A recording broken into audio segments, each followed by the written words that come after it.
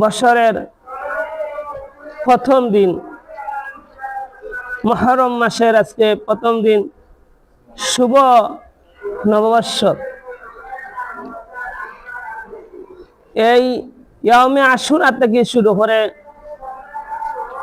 আরবি মাসের গণনা শুরু হয়। আর এই আরবি মাসের আজকে প্রথম দিন ইয়াউমুল জুমার দিন। একদিকে এলো ঈদের দিন, অন্যদিকে বছরের প্রথম দিন। হোক না সুবহানাল্লাহ। সেই উত্তম দিনটি আমরা কেন্দ্র করে বেশি বেশি আল্লাহ পাক রব্বুল আলামিনের প্রশংসা আদায় করতাম, নফল নামাজ আদায় করতাম, জিকির আসকার করতাম। ইয়াউমুল জুমার দিন, সেই দিন তো ঈদের দিন। এই দিনের অনেক ফজিলত রয়ে গেছে। এই দিন হইল দোয়া কবুলের দিন। এই দিন হইল খবরের আযাব মাফির দিন। এই দিন হলো গরিবের হজ্জের দিন। এই দিনে সূরা কাফ তিলাওয়াত করতাম, সূরা ইয়াসিন তিলাওয়াত করতাম। এর অসংখ্য ফজিলত প্রতি জুমাবারেই বর্ণনা করি।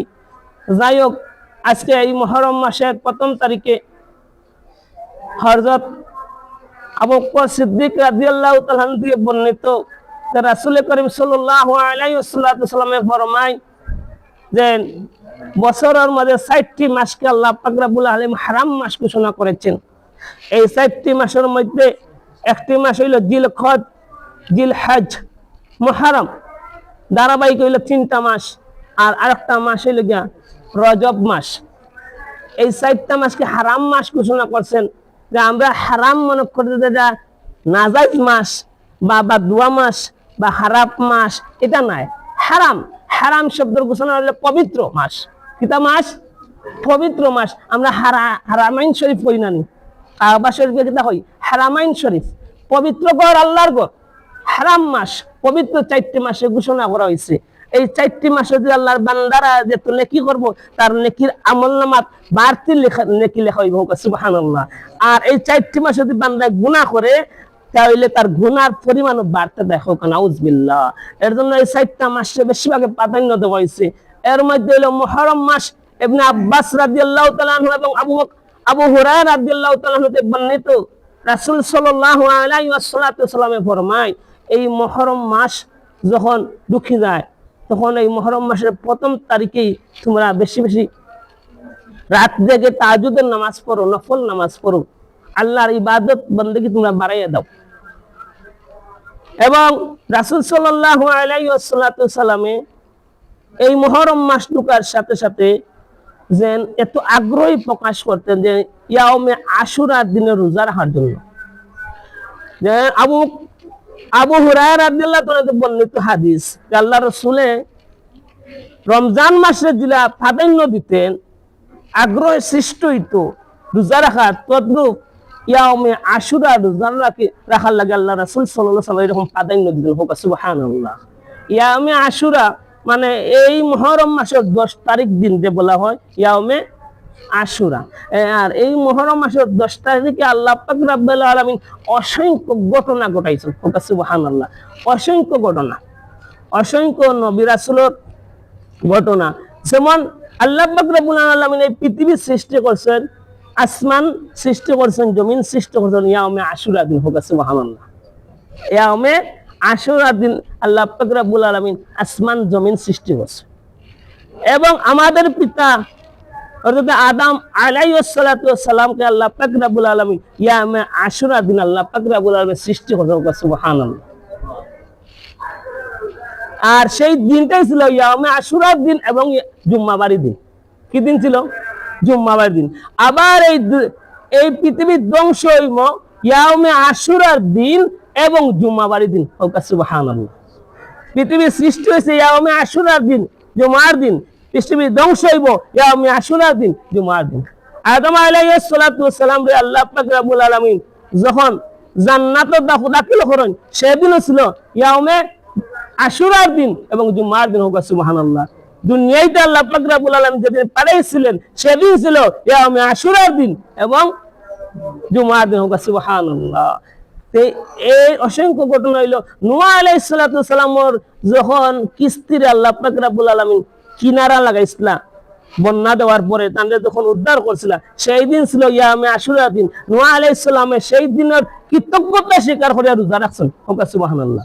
মুসা আলাইহিস সালামে আল্লাহর নবী যখন দেখলা মদিনা যাওয়ার পরে দেখলা মদিনার মানুষে রোজা রাখতেছে, আল্লাহ রাসূল সাল্লাল্লাহু আলাইহি ওয়াসাল্লাম কইলা, হে মদিনাবাসী তোমরা আজকে কোন দিন তোমরা রোজা রাখো? মদিনাবাসী কইলা যেন ইয়ামে আশুরার দিন, এই দিন আমরা রোজা রাখি। মুসা আলাইহিস সালাম রে আল্লাহ পাক রব্বুল আলামিন ফেরাউনের কবল থেকে ইয়ামে আশুরার দিন রক্ষা করছিল, এর জন্য শুকরিয়া তান মুসা আলাইহিস সালামের রোজা রাখছেন, এই বিদায় আমরা রোজা রাখি।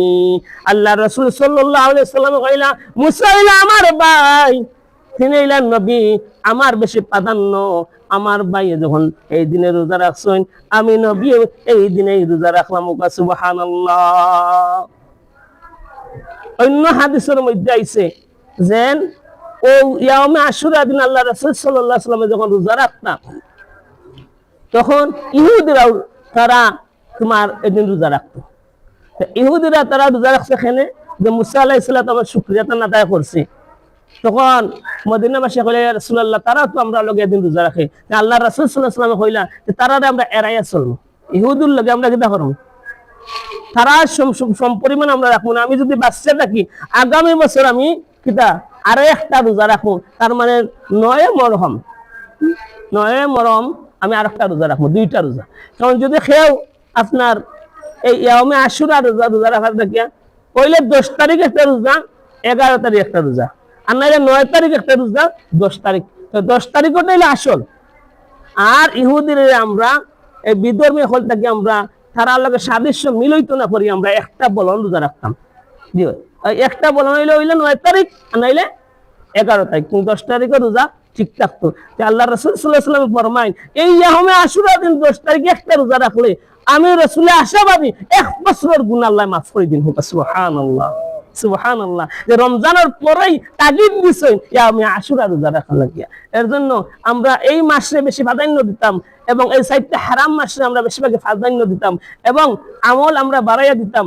আমরা যারা নামাজ ছাড়ছি আর নামাজ ছাড়তাম না, আমরা যারা খারাপ কাজে নিয়োজিত আছে আমরা খারাপ কাজে বাঁচতে থাকতাম, আমরা জগরাজাতি খাদ্য প্রসাদ করতাম, এতে আমরা বাঁচতে থাকতাম। আল্লাহ পাক রব্বুল আমরা প্রত্যেককে তৌফিক দান করতাম।